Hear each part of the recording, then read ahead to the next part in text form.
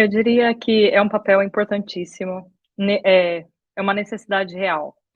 Quando a gente olha para os dados, né, de STEM, que é ciências, tecnologia, engenharia e matemática, não só em países emergentes, mas também em países desenvolvidos, os níveis são baixos.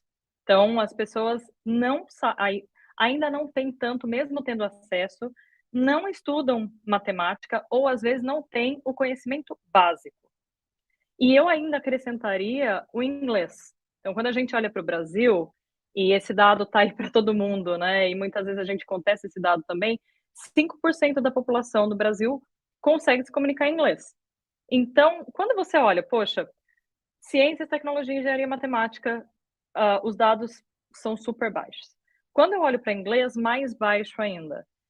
Ah, Muitas vezes alguns reportes dizem que não tem pessoas, tem vagas e não tem pessoas. Então, como fazer com que essa conta feche? As empresas têm um papel importantíssimo nesse impacto, eu diria econômico e até social, onde eu saio da faculdade com uma base que muitas vezes não está conectada com o que a empresa pede, e aí como balizar, né? Como chegar nesse equilíbrio? A Brasil, a gente sempre conversa sobre isso. As empresas têm que estar muito mais próximas à academia, à universidade, a universidade também muito mais próxima às empresas. Então, eu tive a oportunidade de estar numa sala de aula da Grazi e ela tem feito muito bem esse trabalho, né? Dessa conexão.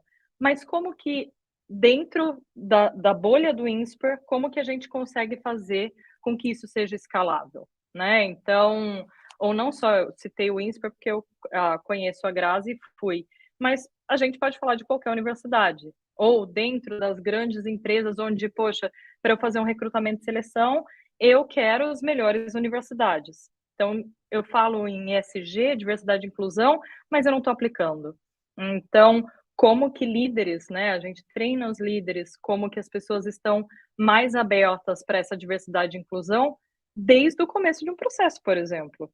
E aí é onde a área de aprendizagem, de treinamento, aprendizagem corporativa, precisa entender não só um levantamento de necessidade, mas qual a estratégia, onde eu quero, né, comunicar e aplicar isso, tomar uma ação.